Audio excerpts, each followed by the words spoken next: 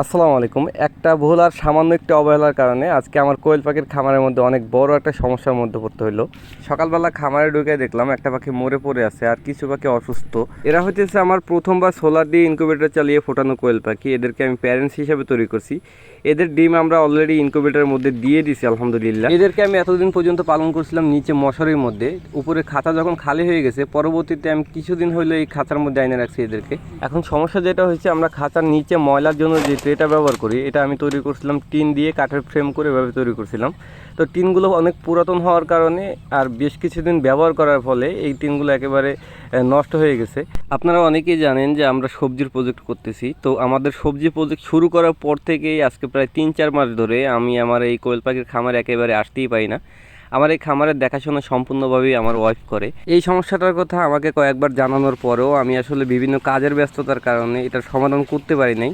এরপর গত পরশুদিন আমি আমার আব্বাকে নিয়ে রাঙামাটি গেছিলাম ডাক্তার দেখানোর জন্য।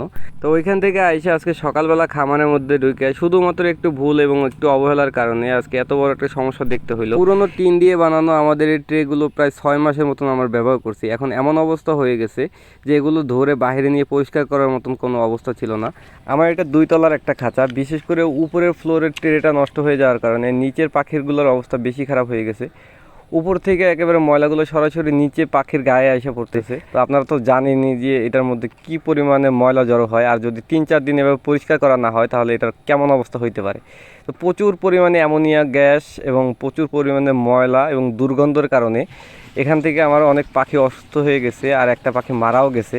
তো আজকে এখন আমাদের যে কাজটা করতে হবে, আমরা এই খাঁচাটাকে সম্পূর্ণ ধুয়ে পরিষ্কার করে পরবর্তীতে এখানে নতুন একটা ট্রের ব্যবস্থা করব বা চটের ব্যবস্থা বা যেভাবে হোক আমরা এটার একটা সমাধান করার চেষ্টা করব, যেন নতুন করে আমাদের কোনো পাখি অসুস্থ না হয় এবং পরবর্তীতে এটা নিয়ে আমাদের জন্য আর কোনো সমস্যা পোহাইতে না হয়। নিচের খাঁচার পাখিগুলো অন্য পাশে সরায় রেখে আমরা ট্রেগুলো সবগুলো বের করছি। এরপরে পানি দিয়ে আমরা পুরো ঘরটাকে ধুয়ে ফেলবো এবং খাঁচাটাকেও সম্পূর্ণ ধুয়ে পরিষ্কার করে ফেলবো। সামান্য একটু ভুল আর একটু অবহেলা করার জন্য আজকে আমাদের এতগুলো কষ্ট করতে হইতেছে। শুধু কষ্ট করলেই যদি হয়তো তাও হয়তো, আমাদের এখানে অনেকগুলো পাখি অসুস্থ হয়ে গেছে, একটা পাখি মারাও গেছে। তো আপনারা যারা কোয়েল পাখি পালন করেন সব সময় চেষ্টা করবেন যে আপনাদের খাঁচার মধ্যে যেন গ্যাস তৈরি না হয়। আমার খামারের পরিবেশ এর আগে কখনোই এমন হয় নাই, আজকে প্রথমবার শুধুমাত্র একটু অবহেলার কারণে আজকে আমার এই অবস্থা হইলো। আমি যদি আসলে একটু সময় মতন এই কাজটাই করতাম তাহলে আমার আজকে এই দিনটা দেখতে হইতো না। আপনারা অনেকেই জানেন যে আমরা পাহাড়ি উঁচু জমিগুলোতে বর্ষা মৌসুমে বিভিন্ন সবজি চাষ করতেছি। তো ওইখানে আমাদের সবসময় কাজ করতে হয়, সবসময় ওইখানে ব্যস্ত থাকা হয়। তাই ঠিক মতন আমি আমার এই কোয়েল পাখির খামারে একেবারে সময়ও দিতে পারি না। তো এরপরে আমাদের এই খাঁচাটাকে সম্পূর্ণভাবে পানি দিয়ে ধুয়ে পরিষ্কার করলাম। এরপরে আমাদের এই ঘরটাকেও সম্পূর্ণভাবে পানি দিয়ে ধুয়ে পরিষ্কার করলাম।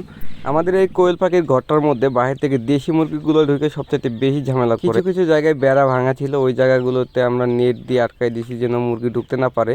এবং এই ঘরটার মধ্যে দরজা ছিল না, একটা দরজারও ব্যবস্থা করে দিছি। কিছু কিছু জায়গায় গর্ত ছিল, ওই গর্তগুলোকে মাটি দিয়ে ভরাট করে দিছি।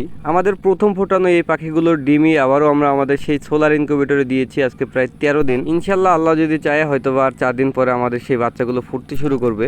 এর আগের ভিডিওতে আমার সেই সোলার ইনকিউবেটরের মধ্যে এই পাখিগুলোর ডিম বসানোর ভিডিও দিয়েছিলাম। কে কে সেই ভিডিওটা দেখছেন কমেন্ট করে জানান। আর কারা কারা এই ডিমগুলো ফুটে বের হওয়ার ভিডিওর জন্য অপেক্ষা করতেছেন কমেন্ট করে জানাতে পারেন। এবং নিজের খামারের যত্ন নেন, আমার মতন কেউ অবহেলা করেন না।